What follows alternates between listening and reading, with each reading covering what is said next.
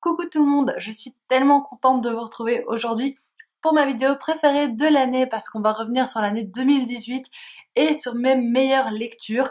Cette année j'ai lu un petit peu moins de 100 livres, je pense que je suis à 95 livres sans compter les bandes dessinées, j'ai dû en lire une vingtaine. Donc je suis très contente, j'ai pas mal lu cette année et j'ai quasiment fait que des bonnes lectures. Au final, quand j'y repense, il y a très peu de déceptions. Mais aujourd'hui, je suis là pour vous parler de la crème, pour vous parler de ce que j'ai préféré lire cette année. Au final, j'ai sélectionné 7 livres et 2 bandes dessinées. Et vraiment, c'est les livres que je retiens au terme de cette année. C'est les livres qui m'ont bouleversée, c'est les livres qui m'ont marqué véritablement. Vous allez voir, il n'y a pas beaucoup de choses très joyeuses dans ce classement, mais je crois que vous avez l'habitude, au final, vous vous rendez bien compte que je ne lis pas beaucoup de livres très drôles, mais c'était une très bonne année niveau lecture, et niveau tout d'ailleurs, c'était une bonne année l'année 2018 personnellement pour moi. Pas de classement dans cette vidéo, on part pas du moins bon pour aller vers le meilleur, c'est un peu au feeling, c'est un peu trié n'importe comment parce que j'étais incapable de faire un classement entre les livres. Bien sûr, ce sont tous des livres dont je vous ai déjà parlé sur la chaîne, donc aujourd'hui, je vais peut-être pas m'attarder sur énormément de précisions, des analyses aussi détaillées que ce que j'avais pu faire lorsque je les ai lus, mais j'essaierai pour chaque livre cité de vous retrouver la chronique vidéo. On commence tout de suite avec Je me suis tue de Mathieu Ménegaud que j'ai lu cet été et qui m'a foudroyé littéralement. C'est un livre pour lequel il vaut mieux ne pas avoir trop d'informations. Moi, je ne savais rien du tout avant de le commencer et je pense que c'est mieux. Tout ce que je vais vous dire, c'est qu'on commence l'histoire avec une femme qui s'appelle Claire et qui est incarcérée. Et on va revenir sur son passé, on va comprendre petit à petit. C'est un livre très court et vraiment percutant, qui traite de thématiques très fortes, très dures. Il vaut mieux avoir le cœur accroché personnellement. Certaines scènes m'ont un petit peu heurtée et je n'estime pas faire partie d'un public très sensible. Mais il y a vraiment une scène en particulier qui est assez heurtante et en fait c'est vraiment un livre dans lequel la tension va monter petit à petit. Petit à petit on va sentir comme ça naître un malaise de plus en plus important. J'ai beaucoup aimé ça. Claire, c'est un personnage principal pour lequel j'ai éprouvé de l'empathie, même si elle fait des choix que personnellement je ne ferais pas forcément. C'est vraiment un personnage que j'ai aimé suivre, aimé voir évoluer. On a envie qu'elle s'en sorte, mais en même temps elle est prise dans un engrenage qui fait que c'est très compliqué pour elle. J'ai énormément aimé la plume de Mathieu Ménegaud également, que j'ai trouvé très juste, très incisive, très précise. J'ai aussi lu cette année Un fils parfait de cet auteur qui n'a pas été un coup de cœur, donc il ne rentre pas dans cette vidéo, mais j'avais noté la même chose quant à son écriture. Il a vraiment une écriture dynamique et très juste, que j'aime beaucoup. Il écrit de tout petits romans, mais qui laisse des marques assez indélébiles sur les lecteurs. En tout cas, sur moi, en tant que lectrice, ça m'a vraiment laissé une marque très profonde. Et ce petit livre, je crois que je suis pas prête de l'oublier. Je l'ai lu tout récemment et ça a été une vraie claque. C'est L'Orangerie de Larry Tremblay. Je vous en ai parlé dans mes vlogs du mois de décembre. Encore une fois, un tout petit livre. Donc comme quoi, on pense parfois que les petits livres, eh ben, ils vont nous laisser un impact moins fort. Chez moi, je me suis rendu compte que c'était pas du tout vrai. Un tout petit livre qui fait 100-150 pages peut vraiment me troubler, me renverser et me laisser vraiment une trace très forte. Dans ce livre-ci, on est dans un pays du Moyen-Orient et des parents, les parents de deux jumeaux, vont être confrontés à un choix absolument inhumain, un choix absolument impossible à faire entre leurs deux fils. J'ai pas envie de rentrer plus dans les détails de l'histoire car comme pour le premier livre, il est vraiment très court, donc je pense qu'il vaut mieux découvrir par soi-même, mais sachez vraiment que c'est une histoire très dure, très violente. J'ai été révoltée en lisant ce livre, j'ai été déboussolée. C'est vraiment un livre qui procure énormément d'émotions. Je pense que c'est impossible de rester insensible face à cette histoire. On se rend compte à quel point la guerre peut être quelque chose d'illogique, de complètement idiot et en plus là on y mêle des enfants donc c'est encore plus difficile. C'est un livre aussi en même temps magnifique sur la relation entre ces deux frères qui sont jumeaux, qui sont différents, il y en a un des deux qui est malade. C'est émouvant, c'est révoltant, c'est troublant, c'est très beau, ça se lit très vite mais encore une fois, public très sensible, s'abstenir selon moi. On enchaîne décidément sur les sujets forts parce que maintenant je vous parle de La vraie vie d'Adeline Dieudonné. que j'ai également adoré. Celui-ci, je pense qu'il rentre dans mon top 3 de l'année. Bon, j'ai pas fait de top 3, mais si je devais absolument en faire un, il serait dedans à mon avis. J'ai adoré ce roman, encore une fois, très noir, encore une fois, à ne pas mettre entre toutes les mains. Je pense que vous commencez à voir le genre de lectrice que je suis. Pas très joyeuse, hein, voilà. Ce livre nous raconte l'histoire d'une jeune fille. On la suit en fait de ses 10 à ses 15 ans. Elle habite dans un petit quartier paumé avec ses parents et son frère. Son père est extrêmement violent, c'est un chasseur. Sa mère, elle est très molle, très insipide. Et elle a un petit frère. Son petit frère, c'est vraiment le rayon de soleil de sa vie. C'est la personne qu'elle aime le plus au monde. Et un jour, un certain événement va faire que son frère va changer. Il va devenir une toute autre personne. J'ai beaucoup aimé ce livre déjà grâce à la plume d'Adeline Dieudonné qui met directement d'emblée dans l'ambiance. On sait qu'on va se retrouver face à quelque chose de très noir, de très sombre. On le voit directement dès les premières pages et ça n'y échappe pas. Honnêtement, c'est très dur. Mais ce que j'ai aimé, c'est que ce livre, il m'a fait vraiment passer par plein d'émotions différentes parce que j'ai été dégoûtée, j'ai été en colère, j'ai été révoltée, j'ai été émue. Je suis jamais restée insensible face à ce que je lisais. Adeline Dieudonné, elle a vraiment réussi à venir titiller ma sensibilité. Surtout que si vous êtes sensible pour les animaux, je pense que ça peut aussi particulièrement vous parler, c'est mon cas. Et parfois j'ai été assez remuée quant à la condition des animaux.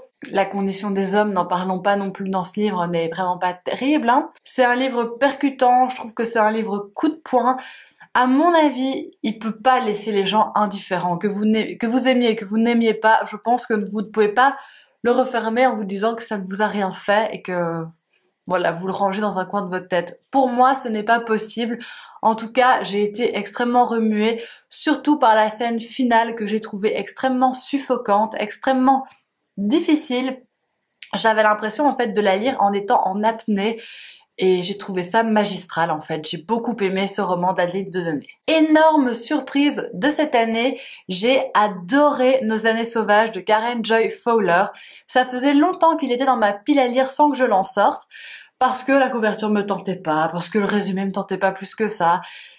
Et en fait, ça a été un électrochoc ce livre, vraiment, je m'y attendais pas, j'en attendais rien.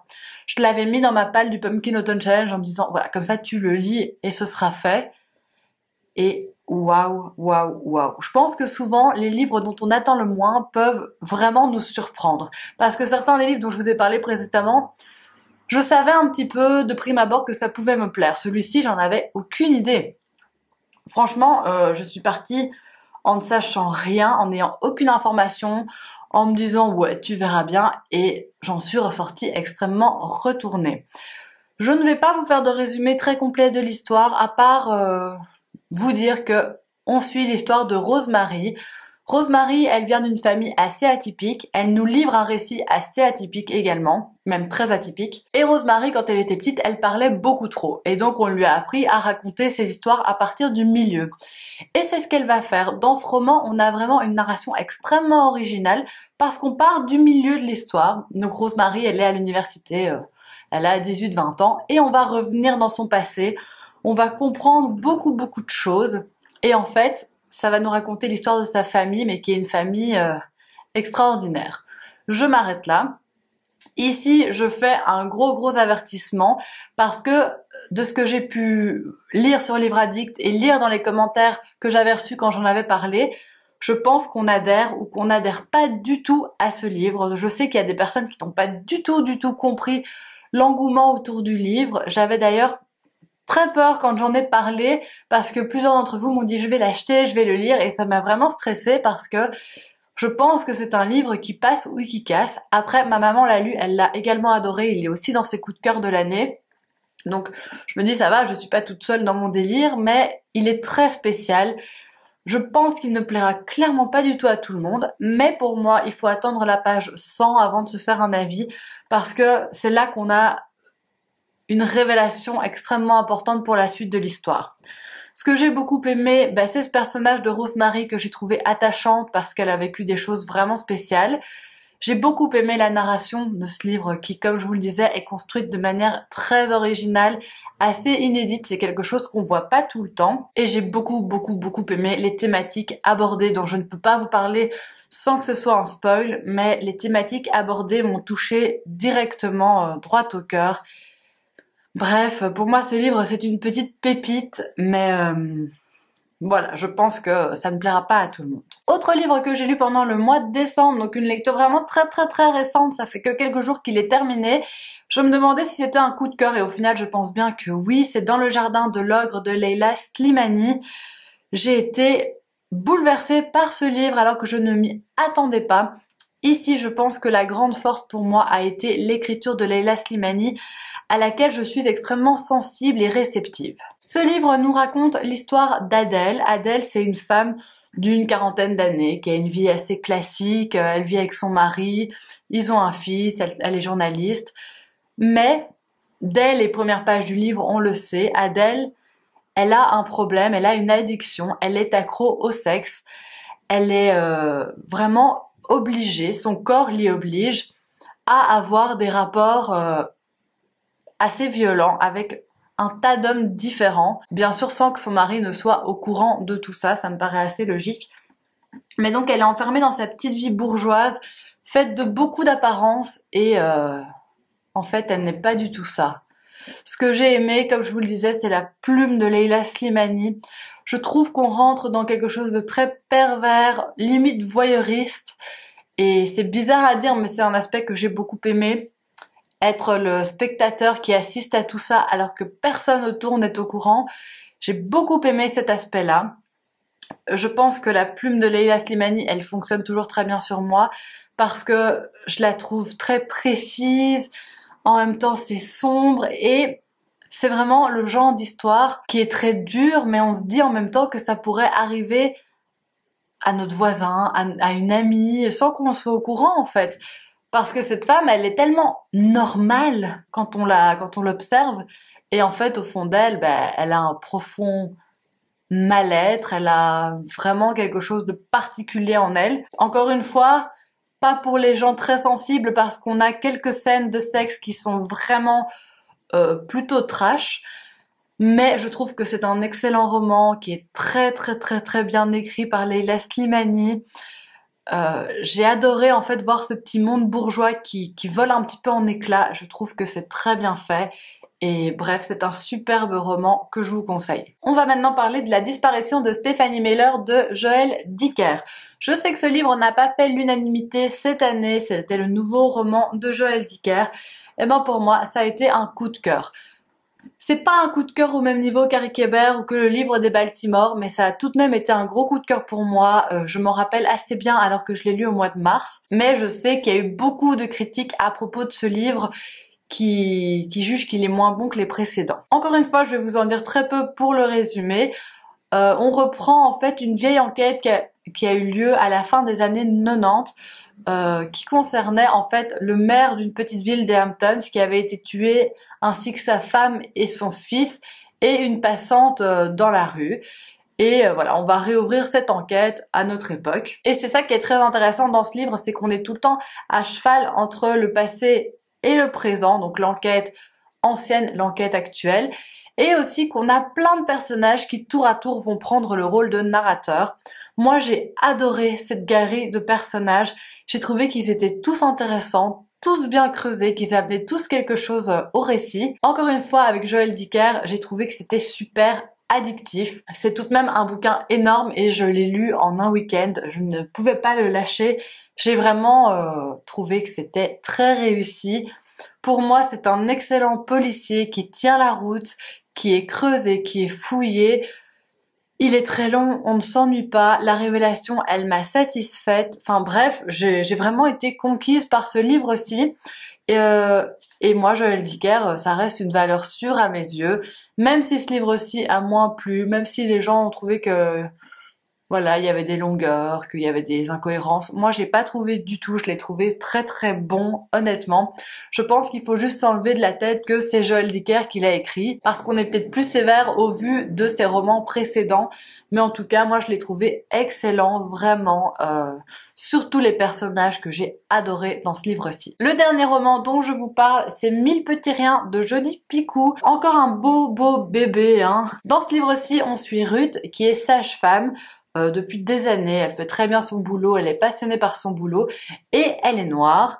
Et un jour, elle va tomber sur un couple de skinheads dont la femme va accoucher. Malheureusement, il va y avoir une complication et le bébé va décéder. Et bien sûr, c'est Ruth qui est mise en cause et qui est suspendue de son travail. Dans ce livre-ci, on va suivre vraiment le procès qui va opposer Ruth à ce couple de suprémacistes blancs. Ce que j'ai beaucoup aimé dans ce livre-ci, c'est la multiplication des points de vue. J'ai lu un autre livre de Jodi Picou cette année qui s'appelle À fleur de peau, dans lequel j'ai retrouvé le même procédé et je trouve ça super intéressant parce que ça permet de voir un même événement sous plusieurs points de vue. Je trouve que c'est extrêmement riche et que ça permet de rendre le récit un petit peu plus neutre.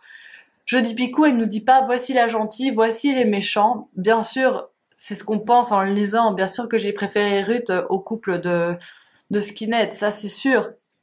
Mais ce que je veux dire par là, c'est que on arrive tout de même, en tout cas, j'ai ressenti ça. Peut-être que je suis un peu psychopathe, je ne sais pas, mais j'ai réussi à ressentir de l'empathie pour ce couple de skinheads, alors qu'à la base, ils m'inspiraient que du dégoût. En découvrant leur histoire, en plongeant dans leur vie, eh ben j'ai ressenti un petit peu d'empathie pour eux. Et on finit par avoir un peu pitié d'eux parce qu'ils ont perdu leur enfant, parce que voilà, on voit ce qui les a amenés à être ceux qu'ils sont. On suit tout le procès de Ruth. Pour certains, ça peut paraître long. Moi, j'ai trouvé ça très intéressant personnellement. Si vous n'aimez pas les histoires comme ça avec des procès, bien sûr, ça va pas vous plaire, hein. Ça prend une grande partie du roman. Mais j'ai trouvé ça extrêmement intéressant. On replonge également dans le passé de Ruth, dans le racisme qu'elle peut affronter chaque jour, chose dont on ne se rend pas forcément toujours bien compte à l'heure actuelle, mais qui est toujours bien présente. C'est un roman que j'ai trouvé très détaillé, très intéressant. Voilà, j'ai juste adoré. C'est un roman bouleversant. La toute fin du livre est bouleversante également. Je l'ai beaucoup aimé. Donc pour moi, c'est une vraie réussite ce livre. Il est magnifique. J'attends qu'une seule chose, c'est de pouvoir encore découvrir d'autres livres de Jodi Picou. Mais chouchou, tu fais du bruit avec tes patounes. Va un peu sur le tapis. Ou viens près de moi. Tant pis, on aura des bruits de pattes. Ensuite, je vous parle de deux bandes dessinées. La première, c'est une bande dessinée que Sabrina m'avait offerte pour mon anniversaire et qu'on a lu en lecture commune. C'est Ce n'est pas toi que j'attendais de Fabien Toulmé. J'ai énormément aimé cette bande dessinée qui est tellement émouvante et tellement belle. Je suis contente parce que cette année, j'ai vraiment réussi à lire plein de bandes dessinées et à apprécier pleinement ce genre. Donc je suis ravie. Et celle-ci, c'est vraiment une de celles que j'ai préférées parce que je l'ai trouvée magnifique. En fait, Fabien Toulmé nous livre son histoire véridique, c'est-à-dire que sa femme et lui ont un enfant trisomique et en fait, ils s'en sont rendus compte uniquement lors de la naissance. Il n'y avait pas de signe avant-coureur, ils n'ont pas décelé le handicap avant et c'est une fois que la petite fille est née qu'on se rend compte qu'elle est trisomique en fait. Et donc on va suivre vraiment la grossesse et puis toute la vie, enfant bien sûr, hein, de cette famille qui doit vivre avec ce handicap auquel ils ne s'attendaient pas du tout. Ce que j'ai bien aimé, c'est que Fabien Toulmé est vraiment très honnête. C'est-à-dire que parfois il a pu un petit peu me choquer par ses propos, mais en fait il est juste honnête et il avoue que bah, c'était pas une enfant comme ça qu'il attendait, qu'il aurait préféré avoir une enfant qui n'était pas handicapée. Donc parfois ça peut un petit peu choquer, mais en fait il y a tellement d'amour en dessous de tout ça, il y a tellement de sentiments forts que c'est tellement beau en fait. C'est très dur parce qu'on imagine ce que ça peut être pour des parents de se rendre compte que son enfant est handicapé, que ça va être une vie extrêmement compliquée, que lui va peut-être en souffrir, que les parents vont en souffrir, que voilà, il y a une grande sœur aussi, donc ça va être difficile pour tout le monde, il faut vraiment s'adapter. Il y a aussi cette question de se demander, mais qu'est-ce qui deviendra une fois que les parents ne seront plus là? Donc, ça pose beaucoup de questions, mais en même temps, on voit au fur et à mesure tout l'amour qui se développe et c'est tellement beau, j'ai tellement aimé ça. Je vous montre rapidement le type d'illustration. Et en fait, à chaque chapitre, vous avez une couleur qui va prédominer. Et c'est vraiment une BD super. En plus, ce que j'ai beaucoup aimé, c'est qu'elle est grosse. Donc elle fait, je sais pas combien de pages, 244 pages. Et je trouve que, du coup, c'est très complet. C'est parfois ce que je peux reprocher à la bande dessinée, c'est que ça creuse pas, ça rentre pas dans les détails. Ben, ici, on est dans le détail, on a beaucoup d'informations. L'histoire, elle se termine et elle paraît vraiment terminée. Et c'était vraiment très très très beau. Et enfin, je voulais également vous parler de Parole d'honneur de Leila Slimani, donc encore, illustré par Laetitia Corinne, je ne sais pas comment on dit. Dans ce livre-ci, ben en fait, c'est lié au jardin de l'ogre dont je vous ai parlé juste avant parce que l'histoire commence quand Leila Slimani se rend au Maroc pour dédicacer son ouvrage dans le jardin de l'ogre. Maintenant, je l'ai lu après avoir lu la bande dessinée, donc c'est dommage, je devrais relire la BD en ayant lu le roman. Mais j'imagine que ce genre de livre dans le jardin de l'ogre, qui est tellement cru, qui parle de sexe de manière tellement décomplexée, ça doit faire un choc dans la culture marocaine. Donc elle arrive au Maroc pour dédicacer son livre et elle part à la rencontre de plusieurs femmes marocaines et elles vont parler de sexualité à travers plein de thématiques différentes, mais on reste globalement autour de la thématique de la sexualité et on voit à quel point c'est une thématique encore très taboue au Maroc. C'est une thématique dont les femmes n'ont pas le droit de parler et peut-être même pas d'y penser en fait. On voit à quel point également il y a des ambivalences parce que certains hommes peuvent sortir avec une femme, avoir des rapports sexuels avec eux, mais lui dire bah non, je t'épouserai jamais parce que t'es pas vierge. Et c'est hyper intéressant parce que ça permet vraiment de s'immerger dans la culture marocaine, ça permet de comprendre beaucoup de choses. Ça permet également de se rendre compte de la chance qu'on peut avoir nous de vivre en Europe, d'avoir une certaine liberté de nos actes, de faire un petit peu ce qu'on veut. Mais c'est une BD que j'ai trouvée très intéressante, très très très bien faite. Et je vous montre le type d'illustration. Mais j'ai beaucoup aimé suivre les histoires de ces femmes et m'intéresser à l'histoire de chacune d'entre elles parce que chaque histoire apporte quelque chose de différent. La seule chose que je regrette, c'est d'avoir eu aucun point de vue masculin. Je pense que un point de vue masculin aurait pu un petit peu contrebalancer tout ça et le rendre un petit peu plus objectif. Mais c'est une excellente bande dessinée que j'ai vraiment beaucoup aimé. J'aurais pu également mettre un manga dans cette vidéo parce que j'ai adoré Le mari de mon frère de Gengoro Tagame, mais je n'ai lu que le premier tome, il en fait 4. Donc je ne préférerais pas le mettre dans cette vidéo parce que je peux pas trop me faire un avis sur un manga en n'ayant lu qu'un seul tome sur les 4. Et c'est tout pour cette vidéo, j'espère vraiment qu'elle vous aura plu. N'hésitez pas à me dire en commentaire si vous avez lu un des livres dont j'ai parlé, ce que vous en avez pensé. N'hésitez pas non plus à me dire vos coups de cœur à vous de 2018, ça m'intéresse énormément bien sûr pour trouver l'inspiration pour mes futures lectures. Et je vous souhaite une excellente année 2019, riche d'excellentes lectures et de tout ce que vous voulez. On se retrouve très bientôt dans une prochaine vidéo. Gros bisous!